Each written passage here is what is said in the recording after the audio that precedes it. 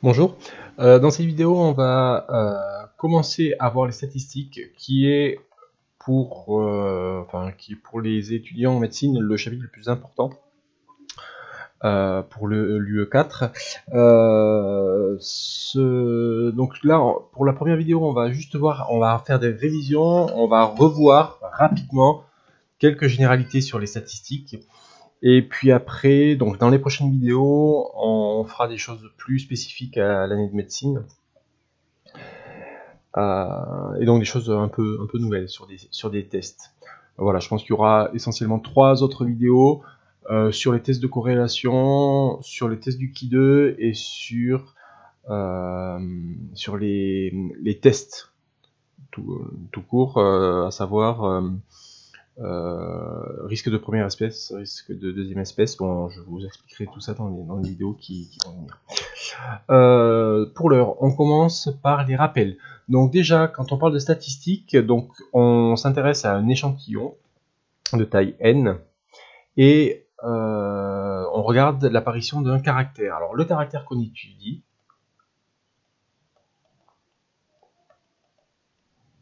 le caractère étudié, eh bien, il peut être soit, ça peut être une valeur soit qualitative. Alors en médecine, ça peut être malade ou sain, par exemple. Ça peut être la couleur. Voilà, ça peut être fumeur, non fumeur. Et ça peut être aussi quantitatif. Le poids, la taille, etc. Quantitatif.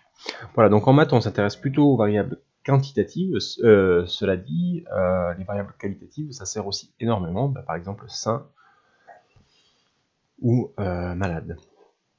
Voilà, donc la représentation des données. Représentation des données. La représentation des données, elle dépend beaucoup de si c'est une variable qualitative ou quantitative. Pour les variables qualitatives, donc pour les variables qualitatives, ben on peut représenter, c'est la façon la plus brute de représenter les choses, c'est par un tableau d'effectifs, un tableau à double entrée, avec le caractère, ou la modalité du caractère. On appelle ça la modalité du caractère. Et donc vous avez la modalité M1, la modalité M2, etc.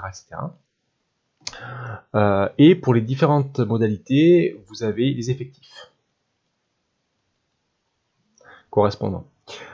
Et éventuellement, on peut rajouter une troisième ligne qui sont les fréquences, puisqu'en général, on préfère parler de fréquences que d'effectifs. Les effectifs, c'est toujours rapporté à la population totale, enfin à la taille de l'échantillon N, et la fréquence. Hein, donc là, vous avez, donc si vous avez ici en total,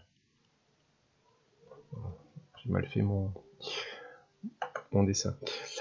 Si vous avez, hop, ici, donc, modalité, bon, toutes les modalités possibles là, et puis que, donc, en total ici, vous avez l'effectif n, hein, puisqu'on travaille sur un échantillon de taille n, que vous avez ici n1, ici n2, etc. N, c'est la somme des ni, et la fréquence, c'est n1 sur n, voilà, etc.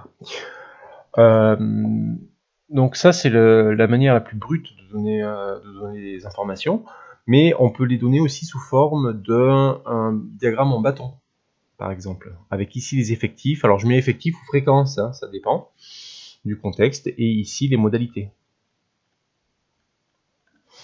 Voilà, donc vous avez diagramme en bâton, par exemple, ça peut représenter des variables qualitatives.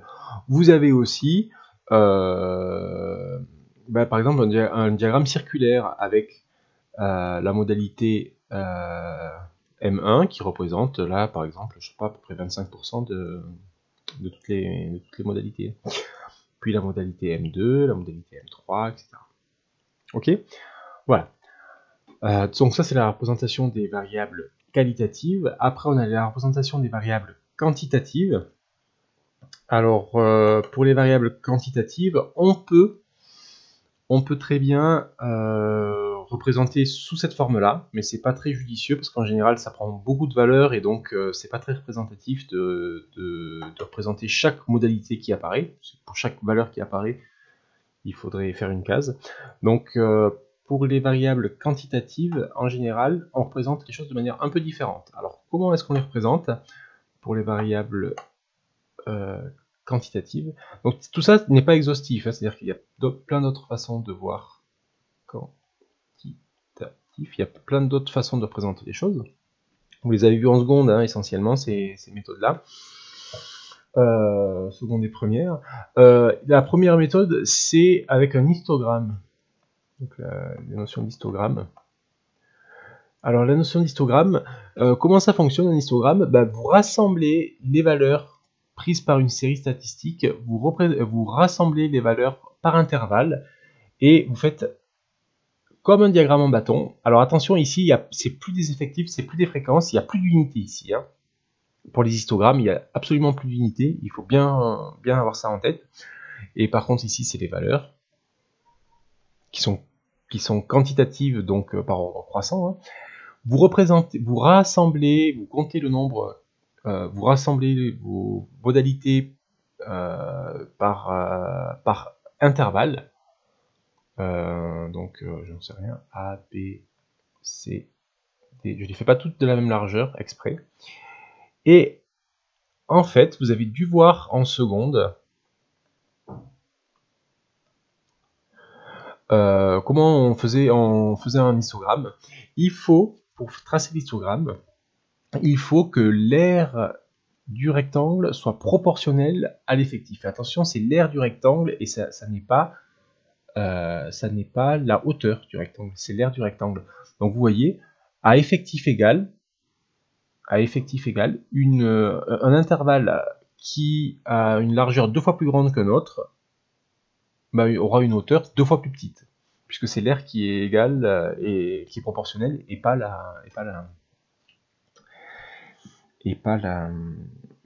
hauteur. Donc pourquoi est-ce qu'on s'embête à faire des choses où c'est pas la hauteur? C'est juste parce que quand on prend des très très grandes populations, qu'on fait tendre n vers l'infini, après on fait des intervalles de plus en plus petits et ça ressemble de plus en plus à des courbes, à des aires sous des courbes, hein, et ça vous rappelle la méthode des rectangles pour calculer les intégrales sous une courbe. Et en fait, pour que la définition colle, il faut que ce soit l'aire qui soit proportionnelle et pas la hauteur. Hein. Et puis c'est plus exact hein, de prendre l'aire et pas la hauteur. Pourquoi? Parce que dans un intervalle très très large, si vous prenez un intervalle très très large et que vous avez que 10 personnes dedans, la densité de personnes là, dans une tranche de longueur, de largeur fixée sera beaucoup moindre que si vous avez 10 personnes dans un intervalle très très petit. Voilà, c'est vraiment l'idée qu'on se fait de la densité de personnes tombant dans une catégorie. Voilà, donc ça c'est important pour les histogrammes. Et puis la deuxième chose, il me reste 1 minute 30 là d'enregistrement, donc là, il y a plein de façons hein, de représenter les choses, mais la deuxième manière de représenter les variables quantitatives dont je voulais vous parler, c'est la boîte à moustaches. La boîte à moustaches. Donc vous avez dû voir ça en première, peut-être seconde. C'est une boîte qui se présente sous cette forme-là. Comme ça, avec les valeurs qui sont ici. Et donc je vous rappelle que vous avez ici le minimum, ici le maximum, ce sont les moustaches. Et puis vous avez ici le quartile 1, le quartile 2 et la médiane, pardon. Et là c'est le quartile 3, excusez-moi. Donc toutes les valeurs qui sont ici, il faut savoir comment est-ce qu'on les calcule. Il faut savoir calculer le minimum, il faut savoir calculer le maximum, le Q1, le Q3, la médiane. Si vous ne savez plus comment est-ce qu'on fait, reprenez vos cours de seconde, posez-moi la question. Et donc ce qu'on appelle ici, la différence entre le minimum et le maximum, c'est ce qu'on appelle l'étendue. Et la différence entre le Q3 et le Q1, c'est ce qu'on appelle l'écart interquartile. Donc ça, c'est des notions que vous devez savoir absolument par cœur. Et savoir calculer chacune de ces valeurs pour une série statistique, vous devez savoir le faire. Donc l'étendue et l'écart interquartile, ça mesure la dispersion des valeurs autour de la moyenne. La moyenne n'apparaît pas ici. Hein. Donc la moyenne et ce qu'on appelle l'écart type, vous devez savoir aussi les calculer.